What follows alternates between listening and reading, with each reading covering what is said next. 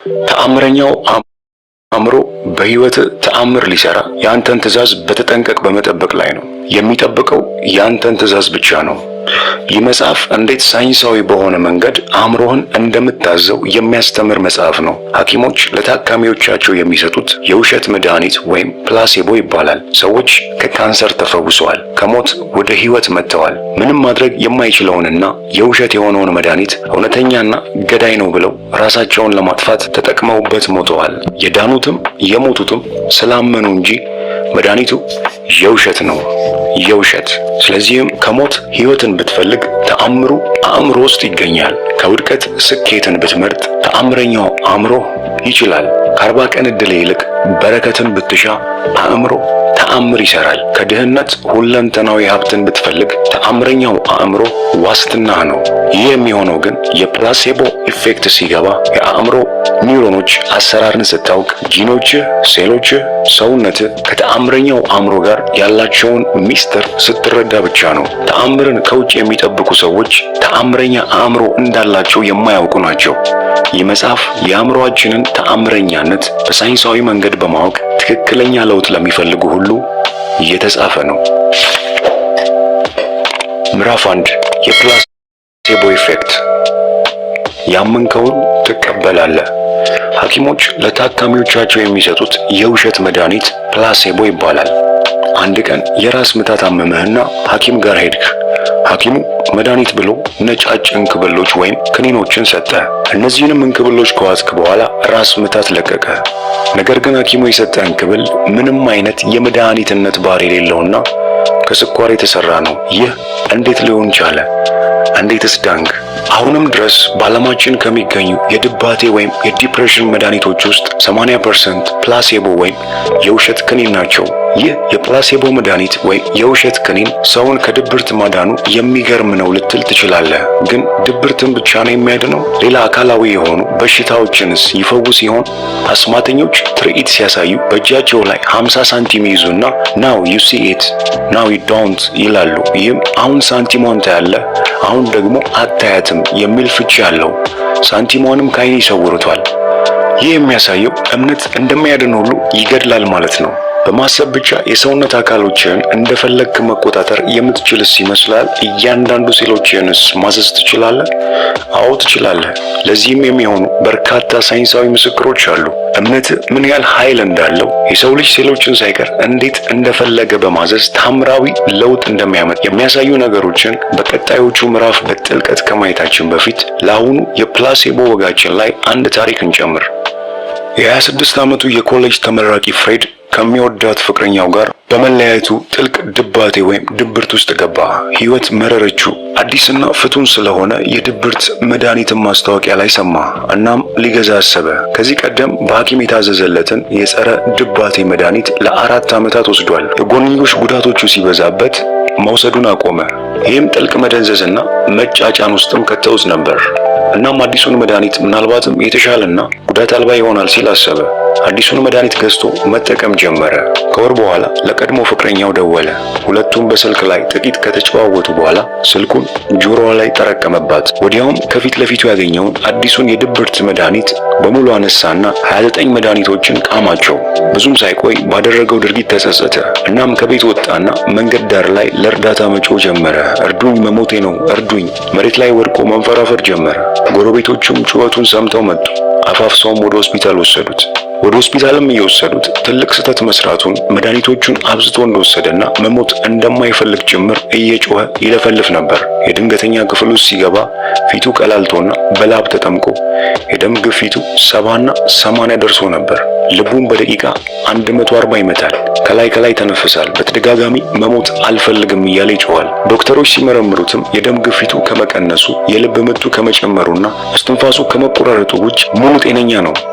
ቢሆንም ድምፁ እየደከመና ሰውነቱ እየዛለ መጣ። ግሉኮስም ተሰካለት። ሊያደርጉለት የሚችሉትን ሁሉ አደረጉለት፣ ግን ሊሻሉ አልቻለም። ምን አይነት መድኃኒት እንደወሰደም ጠየቁት። እሱም የመድኃኒቱን ስም እንደማያስታውሰው ነግሮ በእጁ የያዘውን ባዶ ብልቃጥ አሳያቸው። ዶክተሮቹም የመድኃኒቱ ብልቃጥ ላይ የተለጠፈውን ኮድ ሲያነቡ በሙከራ ላይ ያለ መድኃኒት ይላል። ሆኖም ግን ሜሰን ሊሻለው አልቻለም። ጭራሹኑ ባሰበት። አዲሱ ጸረ ድባቴ መድኃኒት ላይ ምርምሩን ለሚሰራው ላብራቶሪ ተደወለ። ከ4 ሰዓትም በኋላ ከላቦራቶሪው አንድ ተወካይ ወደ ሆስፒታሉ መጣ። የመድኃኒቱ ብልቃጥ ላይ የተጻፉትን ኮዶችን ካነበበ በኋላ መድኃኒቱ ፕላሴቦ እንደሆነና ወይም የውሸት መድኃኒት እንደሆነና የዋጠው ኪኒንም የምንም አይነት ህመም መድኃኒት እንዳልሆነ አሳወቀ። ሜሰን ይህንን ዜና ሲሰማ የልብ ምቱና የደም ግፊቱ በደቂቃዎች ውስጥ ወደ ኖርማል ሁኔታ ተመለሱ። ይሄ ምንም አይነት ጥቅምም ሆነ ጉዳት የሌለው ኪኒን የሜሰንን ህይወት ሊያሳጣው ነበር። የመድኃኒቱ የመግደል ኃይልም ሙሉ ለሙሉ በጭንቅላቱ የተወሰነ ነበር። አእምሮ ድንቅ ነው።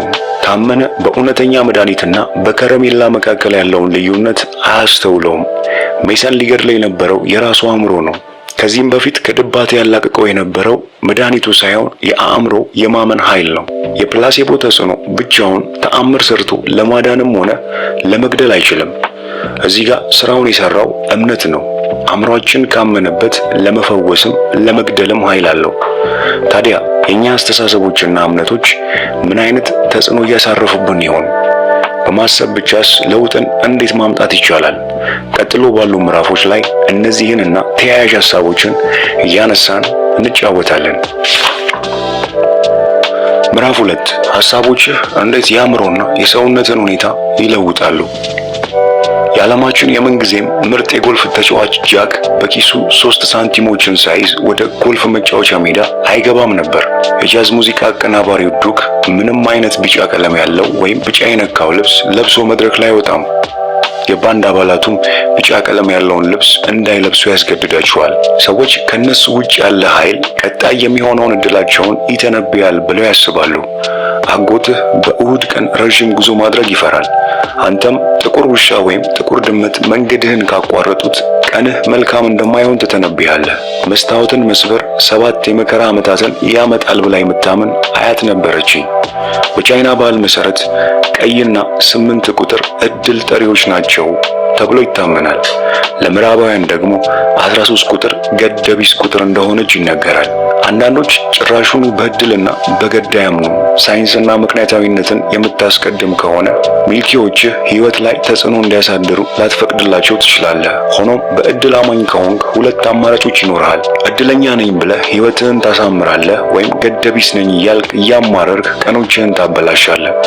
ሰዎች እድላቸውን ከሚልኪዎች ጋር የሚያገናኙት ህይወት ከነሱ ቁጥጥር ውጭ እንደሆነች ሲሰማቸው ነው። የእግር ኳስ በረኛ፣ ለስራ ኢንተርቪው የሚጠራ ተመራቂ ተማሪና መድረክ ላይ ቲያትር የሚሰራ ተዋናይ ሁሉም ቀጣይ ስለሚሆነው ነገር እርግጠኛ አይደሉም። ሁልጊዜም ስኬታማ እንደሚሆኑ እርግጠኛ ቢሆኑ ኖሮ ሚልኪ ወይም ገድ ባላስፈለጋቸው ነበር። አንዳንዴ መግባት የሌለበት ጎል ይገባል። አብዛኛው ተመራቂዎችም በመከራ ያገኙትን የሥራ ኢንተርቪው ይወድቃሉ። መድረክ ላይ የቆመውም ተዋናይ በቃሉ የሸመደደው የተውኔት ምልልስ ይጠፋበታል። እድል ለአማኞች ታዳላለች። መጥፎ ነገር ይከሰታል ባሉ ቁጥር መጥፎ ቀናትን ያሳልፋሉ። መልካም ይሆናል ሲሉ መልካም ይሆናል። ሁሌም ቢሆን ሚልኪዎቻችንን ከእድሎቻችን ጋር ባገኘናቸው ቁጥር አንድ ነገር እናደርጋለን፣ እናዳላለን። መጥፎ ነገሮች ሲከሰቱብህ ከመጥፎ ሚልኪዎች ጋር ታገናኛቸዋለህ። ብዙ ቀናት በመንገድ ጥቁር ድመት አጋጥሞ ሊሆን ይችላል። ሆኖም የምታስታውሰው የመኪና አደጋ የደረሰብህ፣ ፍቅረኛ ትታ ሄደችበትን ወይም ከስራ የተባረርክበትን ቀን ይሆናል። እጅን ሲያሳክክህም ገንዘብ ያገኘህባቸውን ቀናት ታስታውሳለህ። አንዳንድ አትሌቶች በርሊን ማራቶን ላይ እኮ ያልተሳካልኝ ጺሜን ስላልተቆረጥኩ ነው፣ ወይም የለንደን ማራቶን ላይ ያልቀናኝ የለንደን ስም በለ ስለሚጀምር ነው፣ ለደግሞ የኔ ገድ አይደለችም ይላሉ። ሁሌም ቢሆን መጨረሻ ላይ ስለሚመጣው ውጤት መልካም እሳቤ ካለን መንገዱ ምንም ቢጎረብት ጉዟችን መልካም ይሆናል። አእምሯችን የእውነትን ዓለም ከሐሳብ ዓለም መለየት አይችልም። እናም ለራሳችን ነገ ያማረ እንደሆነ ካመንን ዛሬ ላይ ጉልበት ያገኛል፣ ዛሬ ላይ ይደሰታል። ሰውነትህን በእምነት ልክ መግዛትና መምራት ትችላለህ። ሀብታም መሆን ትፈልጋለህ? እንደምትሆን ማመን አለብህ። እንደማትወድቅ ስታምን መውደቅ ታቆማለህ። ደፋር መሆንን ስታምን ፍርሃት ይተናል። እውነታውን ዓለም መምራት ካለብህ ከውስጥ ከህሊና መጀመር አለብህ። ምክንያቱም ይህ ህሊና ወይም አእምሮ ነባራዊውን ዓለምህንና ህይወትህን ይቆጣጠረዋል። አብዛኛውን ትዕዛዞችንም ከእነርሱ ትቀበላለህ። በአፍ አልፈራም ማለት ብቻውን ለውጥ አያመጣም። እውነትም የምር እንደማትፈራ ህሊና ማመን አለበት። ፍርሃትህም፣ ህመምህም፣ ደስታም የሚመነጨው ከህሊና ውስጥ ስለሆነ ሁሌም ቢሆን ደስ ይለኛል ሳይሆን ይሆናል በል። ጭንቅላት ምን ማሰብ እንዳለበት፣ ጠባይ ምን መሆን እንዳለበት፣ የህይወት ምርጫ ምን መሆን እንዳለበት፣ የመወሰን ኃላፊነት በአንተ እጅ ላይ ነው። አዲስ አእምሮን መፍጠር ትችላለህ። አዳዲስ አስተሳሰቦችም አእምሮና ሰውነትህን ከትናንት ህመሞች ወደ ነገ ድል ይመሩሃል። እድልና እጣ ፋንታ በዘፈቀደ እንዳይመሩት ሐሳቦችህ ልክ እንደ ፕላሴቦ ነገ ጥሩ እንደሚሆን ሊነግሩ ይገባል። አሮጌውን ትናንትህን ሳይሆን አዲሱን ነገህን መኖር ጀምር። አእምሮህን እንደፈለግከው እንዲያስብ ማሰልጠን ይቻላል። በቀላሉ ዓይንህን ጨፍነህ ነገን በዓይነ ህሊና ሳለው። የትናንቱንም አሮጌ ማንነትህን እንደ ጣልከው አስብ። አዲስ ሰው ነህ። ሁሌም ቢሆን ይህንን ጉዞ ስትጨርስ ምን እንደምትሆን፣ ምን ሊሰማ እንደሚችል ለራስህ ንገረው። ፍላጎቶችህና አትኩሮትህ ወደ አንድ መስመር አምጣቸው። ምን ትፈልጋለህ? ምንስ ማድረግ አለብህ? አእምሮውን ከፍላጎትና ከአትኩሮት ጋር አገናኘው። ፍላጎትህ ሲሳካ ደስታን፣ እርካታን እንደምታገኝ ታስባለህ። ሆኖም እርካታና ደስታ አሁን ላይ ካላጣጣምከው መንገድህ አስቸጋሪ ይሆንብሃል። በማሰብ ብቻ ሰውነትና አእምሮህን የደስታና የእርካታ ዓለም ውስጥ ማስገባት አለብህ። እናም ሰውነትህም አእምሮህም አዲሱን ህይወት አሁን ላይ እየኖሩት እንደሆነ ያምናሉ። የመጥፎ ሐሳቦችን ድምፅ በመቀነስና አእምሮህን በማሰልጠን አዳዲስ ሐሳቦችን ከአንተ ውስጥ ማውጣት ትችላለህ። አእምሮ ውስጥ ሐሳቦች በኒውራል ሰርኪዩት አማካኝነት ተጭነው ይቀመጣሉ። የቀድሞና የድሮ መጥፎ ሐሳቦችን ደጋግመህ ማስታወስ ስታቆም ቀስ በቀስ እየደበሰዙ ይጠፋሉ፣ እየተሰበሩ ይሄዳሉ። አዲስና መልካም አስተሳሰቦችንም ደጋግመህ ስታስብ እነዚህን ሐሳቦች የሚሸከሙ አዳዲስ ኒውራል ሰርኪቶች ትገነባለህ። እነዚህ የሐሳብ ሰርኪቶች ነገ ላይ ሳይሆን ዛሬ ላይ ደስተኛ፣ ደፋር፣ በራሱ የሚተማመንና የሚያደርገውን የሚያውቅ ያደርጉሃል። አዲስ ዓለም፣ አዲስ እውነት ውስጥ ትገባለህ። ይህንን ስታደርግ አእምሮና ሰውነትህ አሁን ላይ ትናንትህን አያስታውሱም። ነገን እንዲያዩ፣ የነገውን ውበት ዓለምህን እንዲያስቡ ሆነዋል። ሐሳቦች ተግባርህ ሆነዋል። አንተ ለራስህ ፕላሴቦ ሆነሃል። አሁን የራስህ ፕላሴቦ መሆንህን በመጠቀም እንዴት በማሰብ ብቻ ለውጥ እንደምታመጣ ቀጥለን እንይ። ምዕራፍ 3 በማሰብ ብቻ ለውጥ ማምጣት ይቻላል። ታዋቂው ኮሜዲያን እንዲሁም የፊልም ተዋናይ ጂም ኬሪ በ1980ዎቹ የትወና ስራ ሊሰራ ወደ ሎስ አንጀለስ መጣ። ስራ ፍለጋም ያልኳተነበት የሎስ አንጀለስ ጎዳና ያልገረፈው የዳይሬክተር ፊት የለም። ስለ ወደፊቱ ማረጋገጫ እንዲሆነው አንድ አንቀጽ የተጻፈበት ወረቀት በኪሱ ይዞ ይዞር ነበር። ወረቀቷ ምን አይነት መልካም ሰዎችን እንደሚያገኝ፣ ምን አይነት አሪፍ የትወና ስራ እንደሚሰራ፣ ምን ያህል የተሳካለት ተዋናይ እንደሚሆን ታትታለች። ባገኘው አጋጣሚ ሁሉ ወንበር ላይ ተቀምጦ ሰማዩን በአትኩሮት ይመለከታል። ወረቀቷ ላይ ያሉትን ቃላትም ደጋግሞ በቃሉ ያነበንባቸዋል። ልክ ህልሙ እንደሆነለት ስዕላዊ ምስል ይከስታል። ለእርሱ በሐሳቡ የፈጠረው ዓለም እውነት እስኪመስለው ድረስ ያልማል። በመጨረሻም ከተቀመጠበት ተነስቶ ወደ ተከራየው ቤት ያቀናል። ይህንን ተግባሩን አዘውትሮ ያካሂድ ነበር። በአንድ ወቅት እንዲያውም ለራሱ የ10 ሚሊዮን ዶላር ቼክ ጽፏል። ቼኩ ላይ የተጻፈው ቀን ታንክስ ጊቪንግ 1995 ይላል። የክፍያው ምክንያት ላይም ፎር አክቲንግ ሰርቪስ ረንደርድ ለትወና አገልግሎት እየተከፈለ ይል ነበር። በ1994 ጂም ኬሪን ታዋቂ ያደረጉት 3 ፊልሞች ተለቀቁ። ኬሪ ልክ እንዳሰበው የ10 ሚሊዮን ዶላር ቼክ ተቀበለ። በሐሳቡ የሳለውንም ዓለም እውን አደረገው። ሚስጥሩ እዚህ ጋር ነው። ውጫዊ አካባቢ አንተ ላይ የሚያደርሰውን ጩኸት ጸጥ አሰኘው። ሰውነትህንም ከተገደበበት ድንበር በላይ ገፍተህ ኃያል አድርገው። በመጨረሻም ለዓለም ራስህን ለማስተዋወቅ አእምሮና አካልህን በአንድ ላይ እንዲሰሩ አድርግ። ያኔ ቁሳዊው ዓለም ቀድመህ ባለምከውና ለአእምሮ በነገርከው መንገድ መሆን ይጀምራል። ይህንን ሐሳብ ብዙ ሳይንሳዊ ጥናቶች ይደግፉታል። ሐሳቦችህ አእምሮ ውስጥ ያሉና ሰውነትህን የሚያዙትን ክፍሎች ያነቃቃሉ። አንድ ብርጭቆውን ከማንሳትህ በፊት ብርጭቆውን ስለማንሳትህ ታስባለህ። እጅን የሚያዘውን የአእምሮ ክፍል ታነቃቀዋለህ። በሐሳብ የምትስላቸውና የምትገነባቸው ዕጣ ፈንታዎችህ ጠንካራና ያሰበውን ተግባር ላይ ለማዋል የሚዳክር የአእምሮ ስርዓትን እንድትገነባ ያደርገዋል። ምናልባት እነዚህ ጥናቶች ትኩረታቸው የሰውነታችንን ጥንካሬ ወይም የሰውነታችንን ቅልጥፍና ማጎልበት ላይ ነው። ሆኖም ስሜቶቻችንስ? በማሰብ ብቻ ደስተኛ፣ ደፋር፣ መልካም ሰው፣ አስተዋይ ወይም አዋቂ መሆን እንችላለን? ለሚገጥመን ፈተናዎች ጠንካራ፣ ተስፈኛና መልካም አሳቢ መሆንስ እንችል ይሆን? ቀጣዩ ምዕራፍ ለዚህ መልስ አለው። እጃቸውን በአደጋ ካጡ ሰዎች ከ80% በላይ የሚሆኑት የውሸት እጅ ፓንተም ሃንድ ስሜት አጋጥሟቸው ያውቃል። በሌላ አገላለጽ እጅ ሳይኖራቸው በውስጣቸው እጅ እንዳላቸው ሆኖ ይሰማቸዋል። ይህም አብዛኛውን ጊዜ የሚያጋጥመው አደጋው ከተከሰተ በኋላ ባሉት 2 ወይም 3 ዓመታት ውስጥ ነው። እየቆየ ሲመጣም ይለምዱታል። እጃቸውን ያጡ ሰዎች አንዳንዴ የሌለው እጃቸው ስሜት ይሰማቸዋል፣ ያሳክካቸዋል፣ ይንቀሳቀሳል። አንዳንዴም ዕቃ ለማንሳት ይሞክራሉ። ይህ ለምን ሆነ? ስለምንስ እጃቸውን ካጡ በኋላ እጃቸው እንዳለ ሆኖ ተሰማቸው? ከዚህ በፊት እንዳየነው ማንኛውም ስሜቶችህም ሆኑ የእውነታውን ዓለም የምትረዳባቸው መንገዶች የአእምሮ ትርጓሜ ናቸው።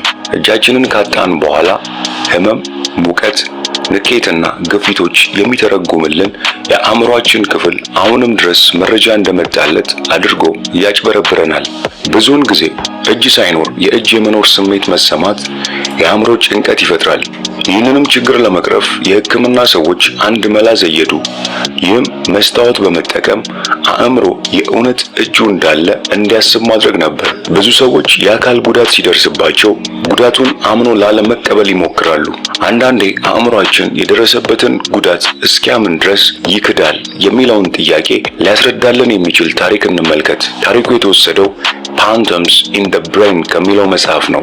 ወይዘሮ ዶድስ ትዕግስቷ እያለቀ ነው። በዙሪያዋ ያለው ሁሉም ሰው፣ ዶክተሮቿ፣ ጓደኞቿ፣ ልጇ ጭምር ለምንድን ነው ግራ እጇ ፓራላይዝ ወይም ሽባ እንደሆነ የሚነግሯት? ይሰራል እኮ። ቅድም ከ10 ደቂቃዎች በፊት ፊቷን እያጠበችበት ነበር። እዚህ ሆስፒታል ከ2 ሳምንት በፊት ልቧን አሟት እንደመጣች ታስታውሳለች። ከትንሽ ራስ ምታት ህመም በቀር ደህና ናት። አሁን ላይ ወደ ቤቷ ሄዳ ልክ በሌላ ቀን ጠዋት እንደምታደርገው የአትክልት ስፍራ ውስጥ ያሉትን አበቦች መከርከም፣ ውሃ ማጠጣትና መንከባከብ ፈልጋለች። ወይዘሮ ዶድስ የእውነትም የግራ የአካል ክፍሏ በስትሮክ ምክንያት ሙሉ ለሙሉ ሽባ ወይም ፓራላይዝድ ሆኗል። በየወሩ የተለያዩ ተመሳሳይ ኬዝ ያለባቸው ታማሚዎችን አያለሁ። ብዙ ጊዜ ጥያቄዎችን ያነሱልኛል። ዶክተር፣ በድጋሚ መራመድ መቼ ጀምራለሁ? ጣቶቼን በድጋሚ ማንቀሳቀስ እችል ይሆን? ዛሬ ጠዋት እያዛጋው ሳለ እጄ ተንቀሳቀሰ። እየተሻለኝ ነው ማለት ነው? ሆኖም ጥቂት ቁጥር ያላቸው እንደ ወይዘሮ ዶድስ ያሉ ታማሚዎች ፓራላይዝድ እንደሆኑ አያውቁም። ምንም አይነት የአእምሮ ችግር አይኖርባቸውም። አእምሯቸው ያሉበትን ሁኔታ መቀበል አይፈልግም። ወይዘሮ ዶድስ ዛሬ ምን ይሰማሻል? ራሴን በትንሹ እያመመኝ ነው። ራሴን ስቼ ወደ ሆስፒታልም ይዘውኝ እንደመጡ አውቃለሁ። ከ2 ሳምንት በፊት ከመታጠቢያ ቤት ስወጣ ወደቅኩኝ። እናም ልጆቼ ወደዚያ መጡኝ። እሺ፣ አሁን ምን ይሰማሻል? ደህና ነኝ። መራመድ ትችያለሽ? አዎ እችላለሁ። ወይዘሮ ዶድስ ላለፉት 2 ሳምንታት ውሎዋ አልጋ ላይ ወይም ዊልቸር ላይ ነበር። መታጠቢያ ክፍል ከወደቀች ዕለት አንስቶ አንድ እርምጃ እንኳን አልተራመደችም። እጆችሽስ ማንቀሳቀስ ትችያለሽ? አዎ እጆቼን መጠቀም እችላለሁ አለችኝ። ቀኝ እጅሽንስ መጠቀም ትችያለሽ? አዎን። ግራ እጅሽንስ? አሁንም መጠቀም እችላለሁ። ሁለቱም እጆችሽ እኩል ጥንካሬ ያላቸው? አዎ ሁለቱም እኩል ጥንካሬ ያላቸው። ወይዘሮ ዶድስን ፓራላይዝድ ነሽ ማለት አልፈለኩም። እስኪ በቀኝ እጅሽ አፍንጫሽን መንካት ትችያለሽ? ቀኝ እጇ ይሰራል። ያለምንም ችግር ነካች። በግራ እጅሽ አፍንጫሽን ልትነኪው ትችያለሽ? የግራ እጇ ከፊቷ ፓራላይዝድ እንደሆነ ተቀምጧል። ወይዘሮ ዶድስ አፍንጫሽን እየነካሽ ነው? አዎ አፍንጫዬን እየነካሁት ነው። የእውነትም አፍንጫሽን ስትነኪ ይታይሻል። ይህ የሚገርም ነገር ነው። ወይዘሮ ዶድስ የምርም ሽባ የሆነው ግራ እጇ እንደሚሰራ ታምናለች። በእጇም አፍንጫዋን ስትነካ እያየች ነው። እይታዋ ላይ ምንም ችግር የለም። ሆኖም አሁንም ግራ እጇ እየተንቀሳቀሰ እንደሆነ ታምናለች። አንድ ተጨማሪ ጥያቄ ጠየቅኳት። ወይዘሮ ዶድስ ማጨብጨብ ትችያለሽ? ትዕግስት ባጣ ፊት እያየችኝ በውሸት ፈገግታ መለሰችልኝ። አሁን ማጨብጨብ እችላለሁ። ልታጨበጭብልኝ ትችያለሽ?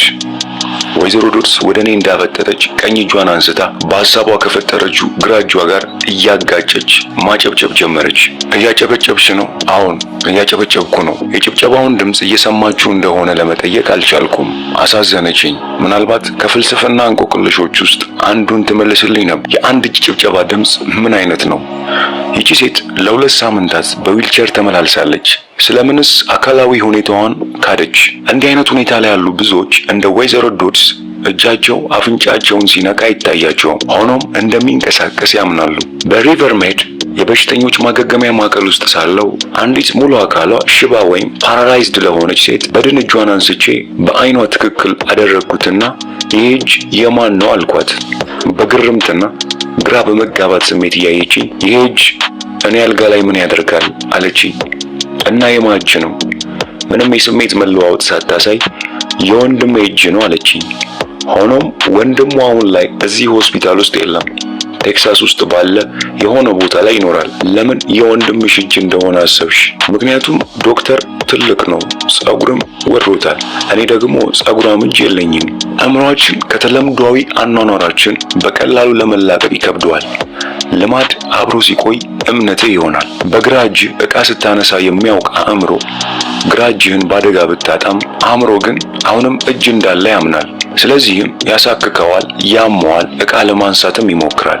በሕይወትህም ውስጥ እጅን እንደማንቀሳቀስ የለመድካቸው ተግባሮች፣ ልማዶችና አዋዋሎች አሉ። ተመሳሳይ የዕለት ተዕለት አዙሪት ውስጥም ይከቱሃል። መውጣት የማይቻል ይመስላል። ሆኖም የልማድ እስረኛ የሆነውን አእምሮህን ከታሰረበት ሰንሰለት ማላቀቅ ይቻላል። እንዴትና በምን አይነት ሁኔታ ከልማድ እስር ራሴን ነፃ አወጣለሁ ብለህ ከጠየቀኝ ተከተለኝ። በቀጣይ የመጽሐፉ ክፍሎች ከእስር ነፃ የሚያወጣህን ቁልፍ አካፍልሃለሁ።